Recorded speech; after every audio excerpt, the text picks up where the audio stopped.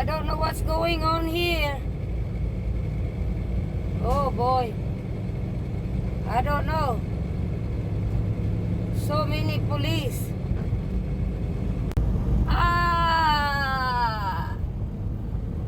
Ferris wheel. Hello everyone.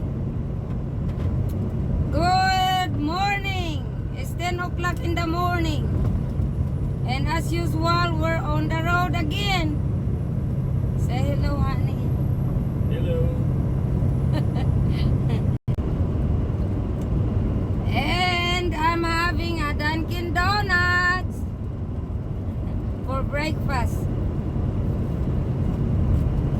I like the one that without filling. He ate his already. I just want the glaze. It's so good. And green tea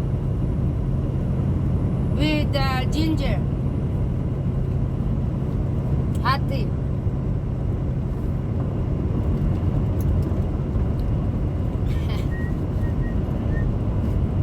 We're on the run, food.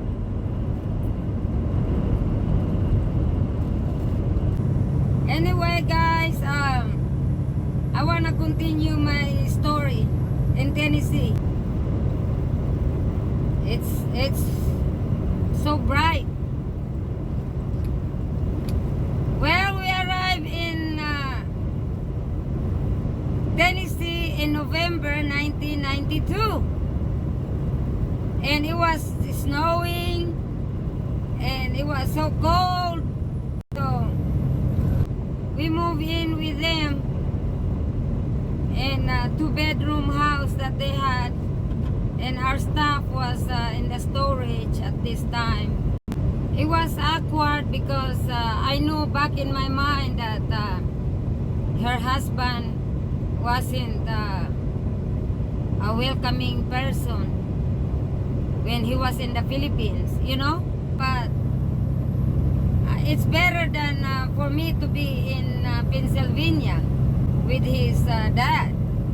My sister already told me that if my husband is home, keep the children in the room, you know. So I said, okay, no problem. Her husband's job was a car salesman, wearing a tie and suit and act like a big man.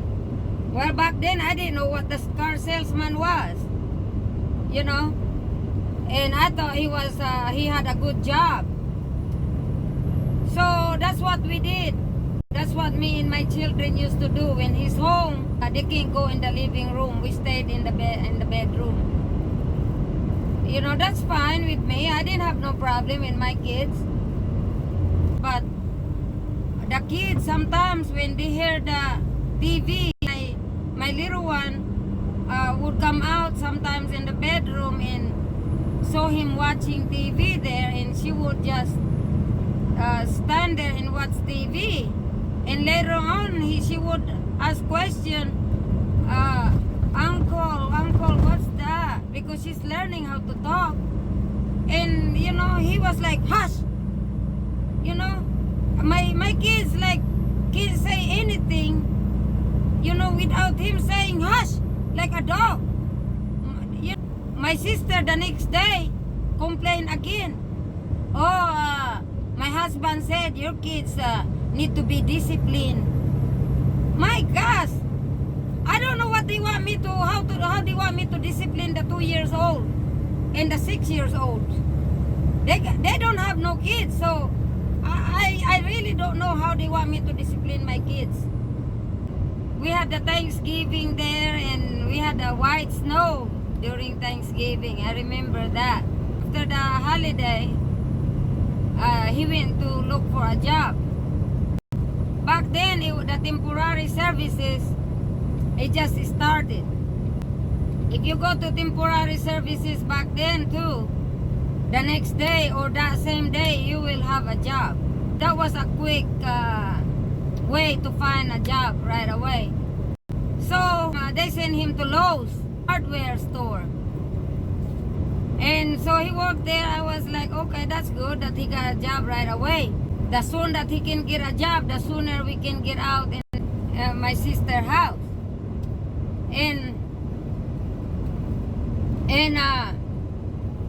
2 days later, he came home early.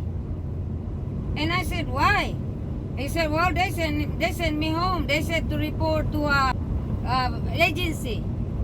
He called the agency, and then they said, well, you say something that they didn't like, so they let you go. And so he decided to go on trucking, to drive truck. And he borrowed money from his dad for the tuition fee to get his driver license. It's $2,500 at that time. So 2 weeks later, he got his license, and he went on the road. And so here it comes in February. Okay, I remember this because it was February the 14th, 1993. I think it was Sunday at that time. And then my sister was cooking in the kitchen, and her husband was in the living room, and I was getting ready to take a shower. So I told my children, don't come out in the bedroom, okay? Stay here inside the room, and mama gonna take a shower. I was in the bathroom. When I came out from the bathroom, I went to the bedroom. The kids were crying, and they were in the corner, in the bedroom corner, and they was like crying, and I said, what's wrong? I asked them what's wrong, and my little one was just 2.5 years old. Okay, she can hardly talk yet. I asked my oldest one, which is almost 6 years old at that time, you know, and I asked her what's wrong, and they can't talk. They don't want to talk, and they just continue crying. And I said, you tell mommy what's wrong. And she finally told me that uncle came over here in the bedroom and was so mad and told us to sit here in the corner because we were jumping on the bed. Oh my gosh. That was it. I lost it. I came out from that bedroom straight to where he was sitting in the living room, and I cussed him out. All the cuss word that I like to that I'd say to him. And I told him that you have no right to put my children in the corner. Okay, if you have a problem with my children, you don't go in the bedroom.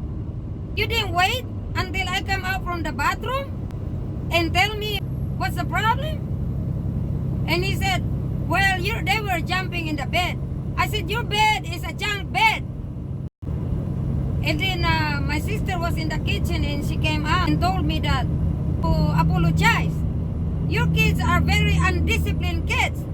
She said, if you guys don't like it, that my husband tried to discipline your kids, then you guys get out of here. She told me to get out. Yeah, she said, you have no right to say something like that to my husband. She said, and I said, oh yeah? And what gives him the right to go in the bedroom and try to put my daughters to the corner? Oh, we just didn't get along. No, that day, when she told me to get out, I packed my clothes and stay in the hotel. We found a hotel, the worst hotel in town because it was cheaper. It's a weekly hotel, and that's all I could find. I tell you what, guys, and that was, I didn't know much about the town because we got there in November, and this happened in February, and I was driving through the snow and just mad to the whole situation. And I was so angry with my husband that, you know, here we are again with the town that I don't even know with my children. I don't know when it comes to my children, guys. be wrong at that time. But I didn't like what he did. I was home. He could have waited until I get out from the bathroom and tell me what the problem was, and I can discipline my kids. And you know, they can't help it that they just jump in the bed. And the bed wasn't, they didn't broke the bed or nothing. They didn't damage the bed. You know, like that. No. My husband didn't know where we are. You know, I didn't have no way of calling him because we have to wait until he called us from payphone. Only refrigerator in the hotel. So what I did that afternoon when we moved in the hotel, I went to the storage and got my rice cooker. And you know, I cooked some rice there, and we just go to Kentucky Fried Chicken to get some food. I mean, to get some chicken. And then the next morning, I just sent my daughter to school. The next day, somebody's knocking at the door. So I opened the door. It was my sister. And I said, why you're here? She said, we still can be friends. I bring you guys some food. We still can be friends without my husband knowing about it. I told her that I leave. I don't want to see your face here. I don't need your food. I said. So I guess that same day, my husband called at her house, and then my husband called me, and I said, I told him what happened. I was so angry, everything. I was so angry with him because of his, he blamed everybody. He blamed his family, he blamed me of being fat, but he didn't blame his drinking problem and his drinking body while he was in military, because I really believe that that was his problem. Because before we got married, he wasn't that big, and then after all that, he pulled around woman to woman in the Philippines, drinking and going on. That when we come back in America, that's when they give him a warning of his weight. See? And then he lost it, and he just went to Puerto Rico, and then what? Maybe going to the bars, all the bars there in Puerto Rico, and then he gained it back. So at that time, I blame it all on him, you know, that the situation that we're in the hotel. Back then, guys, the truck job, it wasn't that good money either. No. You know, sometimes he would just send $150 a week. But sometimes he makes $200, $50. You know, so I saved that. I start saving a little bit of money, and then I look in the newspaper if there's a apartment available. Okay? And I went to I saw the agency.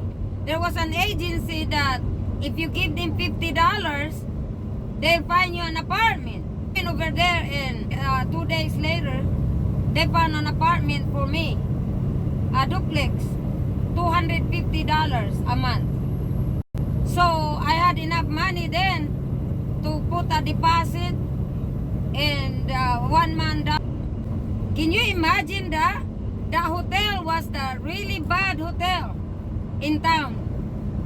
But now I rather to stay there with my children than being in my sister's house.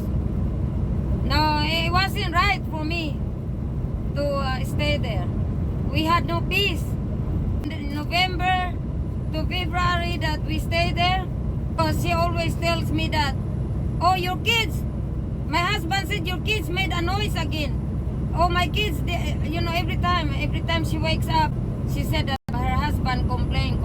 So I rather to be in me and my kids, because my husband was on the road all the time on this, when this happening. So I got into duplex, and we went to the storage, and so I got the mattress out of the storage and put it on top of the car, and that was our bed while we're waiting for my husband to come home. Yeah. Well, I'm gonna cut this short again. Oh my gosh, guys. I this is something that I can't forget all this. I don't know why. They said, oh, try to move on. Yes, I move on. But a lot of this crap that I can't forget, you know. I'm not angry anymore. I just don't forget this. Well, I'm gonna cut this short again, guys, and there's more story to this. Okay? You guys have a good day. Thank you for watching. Bye-bye.